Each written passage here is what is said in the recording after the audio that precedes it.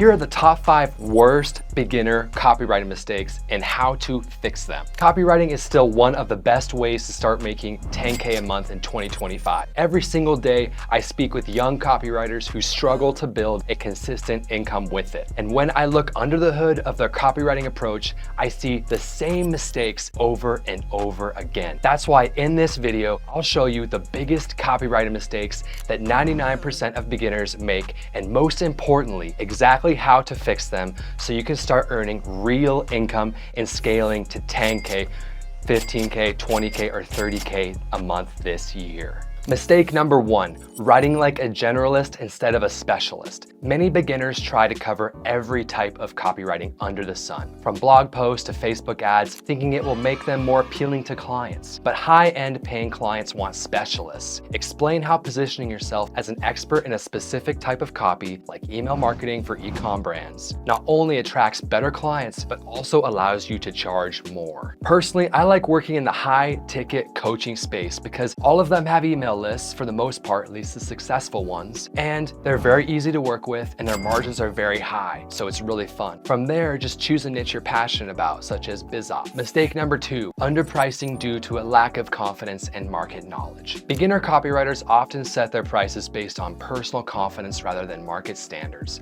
High-paying clients view cheap rates as a red flag. In the beginning of your copywriting journey, you can charge anywhere from $1,000 a client up to $6,000 a client once you become more advanced.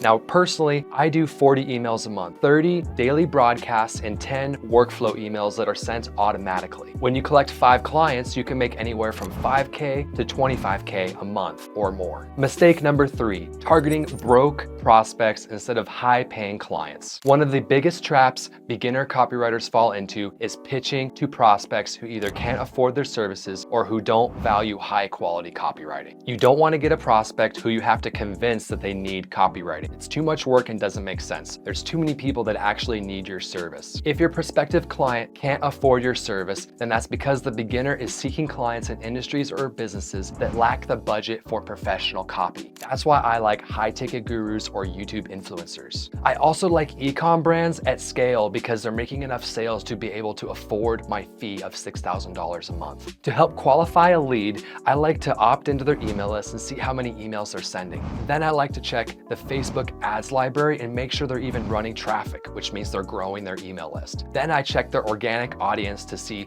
if they have a following so that we can get more leads that way as well. This will help you prevent wasting time on low budget clients. Mistake number 4, overloading copy with technical jargon instead of clear, direct language. Many beginners think that using fancy industry jargon will make them sound more like experts, but clients and their audiences want clarity and simplicity. Personally, I write on a 3rd grade level for my clients, because if I lose them at any point in the copy, they don't buy. I'm a student of the school of direct response copywriting, which means I grab them by the eyeballs and I make them read every single line, which means I scrutinize every single word in my copy. If you want to make sure your copy is at a lower grade level, such as a 3rd grade reading level, then use the app Hemingway. It'll make your life way easier. Mistake number 5, ignoring the power of results-based testimonials. New copywriters tend to overlook collecting or sharing testimonials, especially those highlighting measurable results, like increasing sales or lead conversions. High-paying clients want proof that you can deliver. End of story. Now, I understand this is easier said than done, but at the beginning, if you just need social proof, you can start working for agencies or you can work for mentors for free. Then after that, you have to track their results along every step of the journey so that you can tie your email copy to the direct results and sales you're making them. I give away a template on exactly how to do this in my free email marketing course at freeemailcourse.io. You can also work for clients for a 50-50 split of rev share, meaning any money extra that you make them a month, you get to keep. And if they're not sending that many emails, it's actually very easy to do. But the key is you have to track revenue, so make sure to get that sheet and that free lesson. So those are the top 5 worst beginner copywriting mistakes